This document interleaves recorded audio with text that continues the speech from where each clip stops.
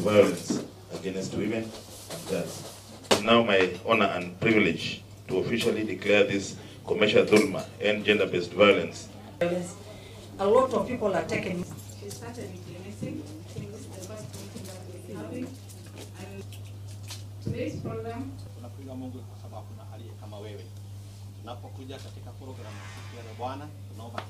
Those 102 cases, kulikuwa na kesi tofauti za dhulma za kijinsia, kulikuwa kama defilement, rape, attempted defilement, and also sodomy, which also is part of the defilement. Tumekutana hapa kwa sababu kumaliza dhulma sio kitu ambacho mtu mmoja anaweza fanya, ni kitu ambao inafanyika kwa kuungana mikono pamoja. So tumekuja hapa kuungana mikono pamoja, kuongelelea zile mashida tuko nazo, ikiwemo kumaliza dhulma za kijinsia. Kuna wazee ambao huwa wanatusumbua, tukipeleka kesi mbele huwa wanaingia wao ndio wanaenda kuchukua, wana withdraw.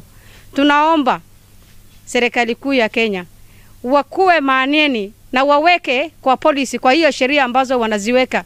I want to caution wale maafisa wetu wa polisi ambao wanatumia mbinu zote kuchelewesha haki kwa wale ambao wamedhulumiwa na wale ambao wanajaribu kuharibu uchunguzi, kwamba hatua kali zitachukuliwa dhidi yao, na ikiwezekana pia wanaweza kuchukuliwa hatua ya kisheria, kupelekwa kotini na pia kufungwa.